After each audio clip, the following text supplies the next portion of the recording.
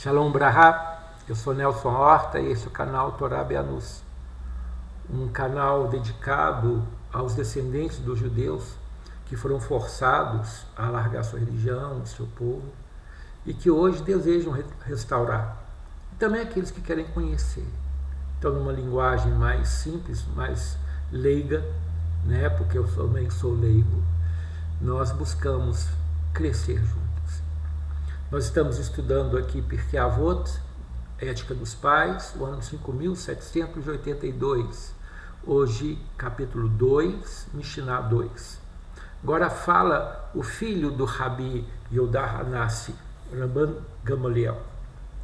Rabban Gamaliel, o filho de Rabi Yehuda Hanassi, diz: é bom estudar a Torá e ter simultaneamente um trabalho, pois ocupar-se com ambos faz esquecer o pecado. E todo estudo da Torá que não for acompanhado de um ofício é vão e conduz ao pecado.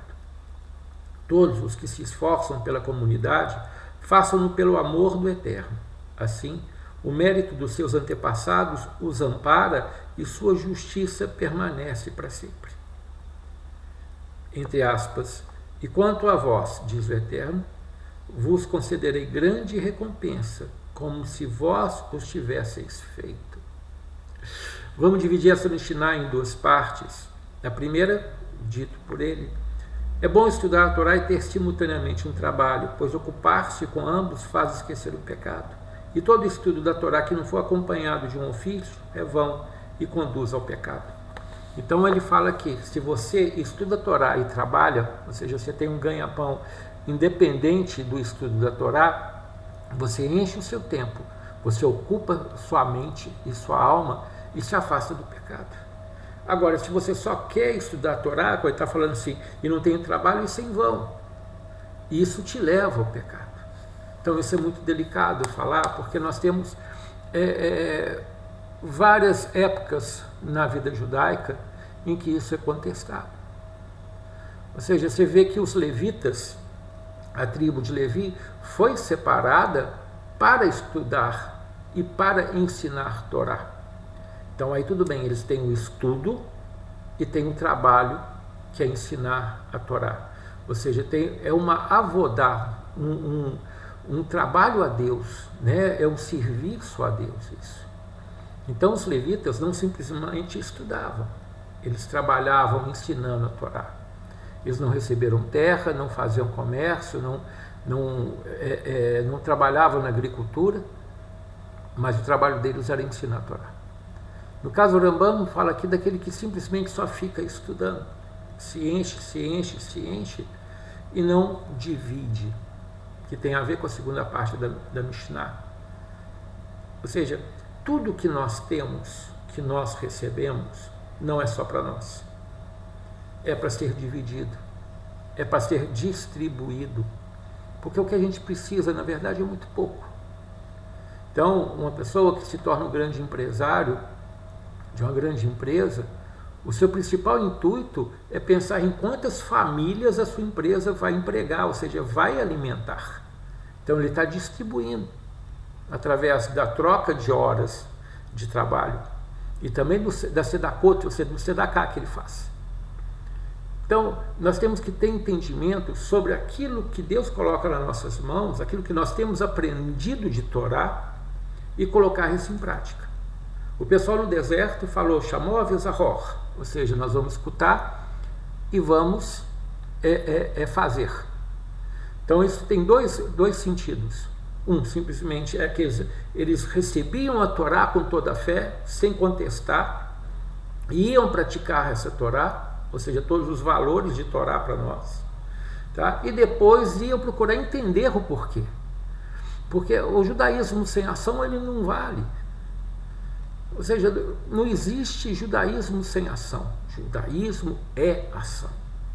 Então, nós entendermos o que a Torá nos é dado, nós temos que colocar isso em prática e entender por que nós estamos fazendo.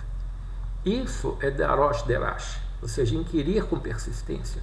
Você tem que entender aquilo que te é dado, mas você tem que colocar em prática, porque você não coloca. Agora nós temos uma outra situação na vida judaica que começa na Idade Média, na Baixa Idade Média, lá pela sua metade, né, falando aqui do século VIII, século VII, que vai até o final da Alta Idade Média, entrando, né, no Renascimento, até o século XVII, XVIII, em que o judeu não podia trabalhar.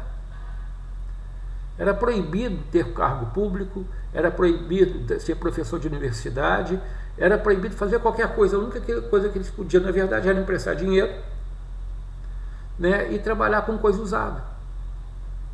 Então, tudo que acontece na nossa vida é para o bem. Ganzo letová, como dizia o Rabino Ganzur. Isso também é para o bem.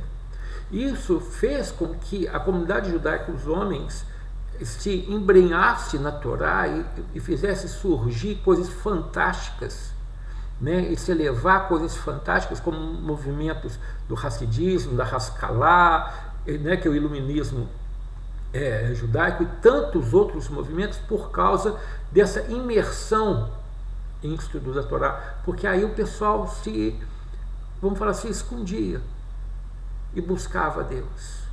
O Talmud foi mais do que compilado e transformado e discutido, e tantas escolas, tantos entendimentos, tanto crescimento teve, principalmente no final da Baixa Idade Média e no início da Alta Idade Média, com o movimento sefaradita na Espanha, né, a época de ouro do movimento sefarado, né, que trouxe tantas coisas, tantos rabinos maravilhosos, como Rashi, embora Rashi seja Askenazi, Maimônides, e tantos os cabalistas, né, como Arizal, né, o Isaac de Luria e tantos outros. E as mulheres aqui trabalhavam. As mulheres normalmente tinham a loja, trabalhavam de alguma forma, e a casa era sustentada dessa forma, né, havia muita pobreza. Mas também houve pessoas que foram expoentes da sua geração, como o Isaac Abravanel, que antecessor, né, parente distante, né, do Silvio Santos, né, que foi ministro das Finanças da Espanha no final do século XV.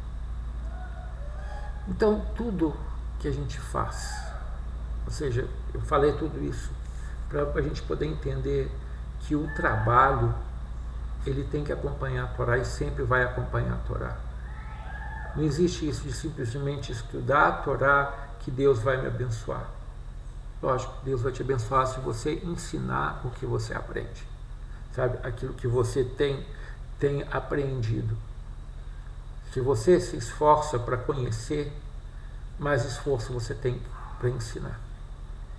Agora, se você tem um trabalho secular, como é o meu caso, nós temos que saber ajuntar esses dois e viver a Torá dentro do seu trabalho secular.